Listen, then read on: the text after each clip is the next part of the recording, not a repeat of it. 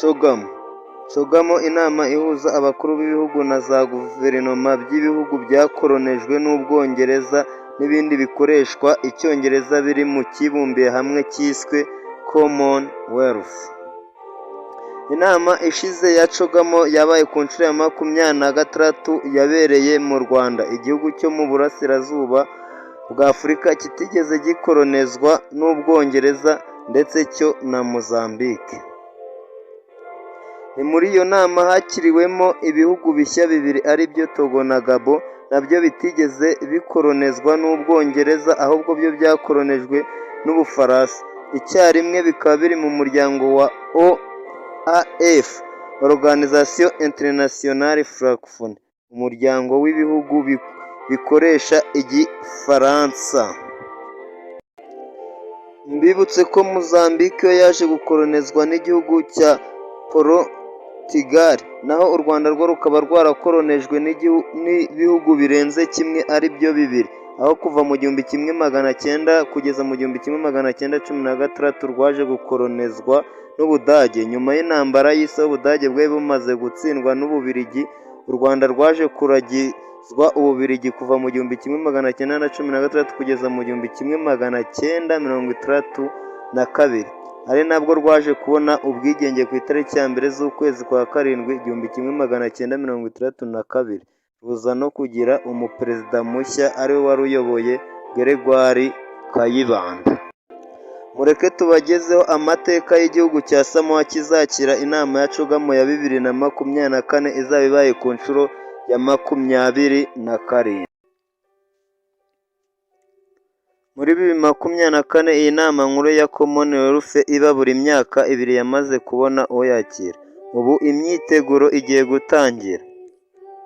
Samoa iki ni igihugu kiri hagati mu nyanja ya Pasifika ku mugabane wa Oceania. Ni agace gato cyane kagizwe na kilometero kare 2831. Ugereranyije n'ahantu tuzi mu Rwanda, icyo gihugu kirutwa kure n'uturere twa Kayonza gafite kilometero 1937 kilometero kare na Gatsibo ifite 1582 kilometero kare uduhurije hamwe. Samoa irimo gutera imbere, ariko ku rundi ruhande ifite n'inzitizi ku buryo abantu bashobora kutazabona ibidasanzwe nk'ibyaranze inama yabereye i Kigali. Iki gihugu gituwe n'abaturage 200,000, benshi muri bo ni abakristo. Icyizere cy'ubuzima ni imyaka 72 ku bagabo, no ku bagore akaba ari imyaka 78. Imiterere ya Samoa ni igihugu kigizwe n'ibirwa 9 harimo 2 binini bya Savaii na Inapuru bigize 99% by'ubuso bwose bw'igihugu. Umurwa mukuru wayo ni Apia. Ni igihugu nubwo kiri mu mazi rwagati kigizwe n'udusozi turiho ibirunga byazimye. Ni kimwe mu birwa binini biri mu majyepfo ya Pasifika. Kujya muri iki gihugu ahanini ni ugukoresha ubwato cyangwa indege. Ni igihugu kiri hafi ya Hawaii na Nouvelle-Zélande. Nyamara uvuye muri Samoa ujya muri Nouvelle-Zélande harimo intera ya kilometero 3262, kilometero 849 uvuye muri Tonga, na kilometero 1150 uvuye muri Fiji. Naho ujya muri Hawaii, aho ni muri Leta Zunze Ubumwe za Amerika, harimo kilometero 4127. Muri Samoa usanga abaturage baho mu miryango migari iyoborwa n'abashefu batorwa bakurikiranira hafi ibijyanye n'imibereho, ubukungu na politiki. Samoa igizwe ahanini n'imikorere gakondo yaje kwivanga n'Ubukristo bwahageze mu 1830. Muri politiki Samoa yahoze iyoborwa na Nouvelle-Zélande kugeza ubwo abaturage bayo batoreye ko itangira kubaho nk'igihugu cyigenga mu 1961. Iki gihugu kiyoborwa na Areto Sauli wa kabiri nk'umukuru w'igihugu ariko w'icyubahiro guhera muri Nyakanga 2017.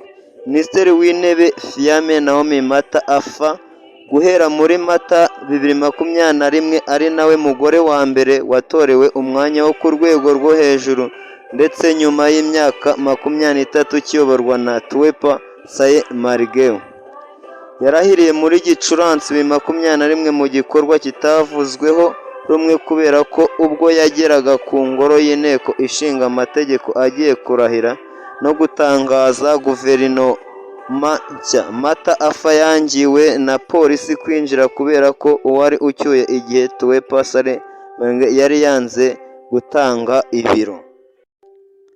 Nyamara muri icyo gihe yari aje ari kumwe n'abacamanza bagombaga kumurahiza byarangiye Minisitiri w'Intebe mushya arahiriye hanze y'inteko mu ihema ryari mu kibuga, asimbura umuyobozi wo mu ishyaka HRPP ryayoboraga kuva mu 1982. Ku bijyanye n'ubukungu, Samoa ni igihugu gifite ubukungu bukiri hasi. Ubukungu bw'iki gihugu ahanini bwubakiye ku burobyi nk'igihugu kiri mu mazi kimwe n'ubuhinzi. Imiterere yacyo ariko ituma gishobora guhura n'ibibazo birimo imiyaga ituruka mu nyanja kimwe n'ibindi biza kamere. Ifaranga ry'iki gihugu ryitwa Samoa Tara, mu mpine yaryo hagakoreshwa ikimenyetso nk'icy'amadolari kimenyerewe ku idolari ry'Amerika, cyangwa CAT cyangwa CT cyangwa T. Giteganya ko nibura muri uyu mwaka ubukungu bwacyo buzazamuka kuri 0.6 muri gahunda yacyo kizakoresha ingengo y'imari ya $1,865,276 ni amafaranga ahwanye na 3.5 by'umutungo mbumbe w'igihugu. Kugeza muri Kamena 2022 iki gihugu kivuga ko ideni mpuzamahanga gifite rigera kuri 46.2%. Imibare igaragaza ko amafaranga umuturage yinjiza mu mwaka agera mu 4,190 by'idolari hagendewe ku mibare yo muri 2019. Umusaruro mbumbe wayo muri 2018 wari $852. Imibare yo muri 2017 yerekana ko ubuhinzi butanga 10% by'umusaruro mbumbe w'igihugu bugaha akazi abaturage 65%. Urwego rw'ubukerarugendo ni rumwe mu zirimo gukura cyane bitewe n'uburyo iki gihugu kiri mu mazi, umucanga wacyo ukaba ari umwe mu bikurura abantu benshi.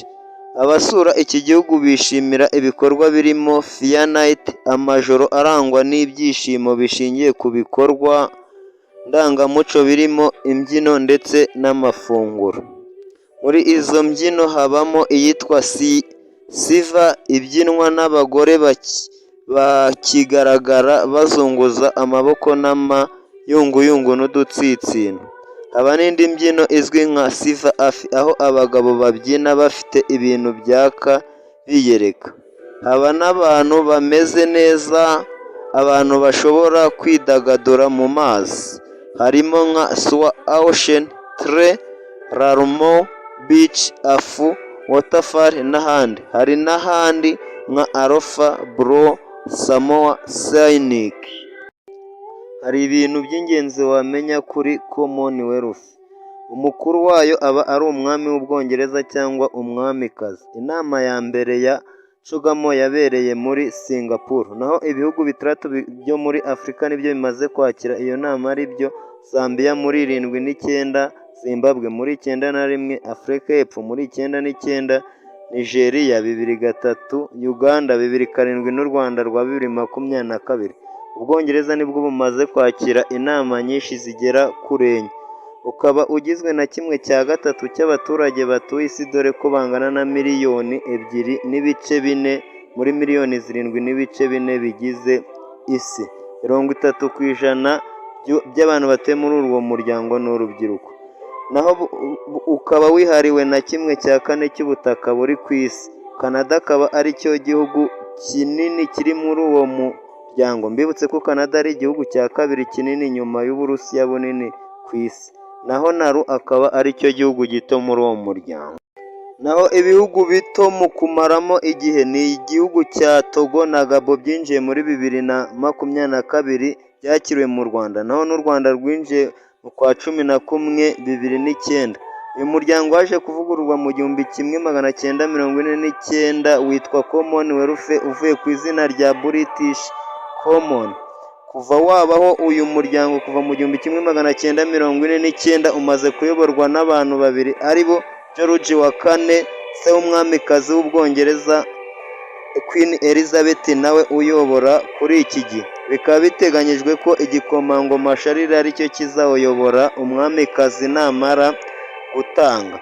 Hari ikindi gihugu kitarimo cyakoronijwe n'Ubwongereza aricyo cya Leta Zunze Ubumwe za Amerika.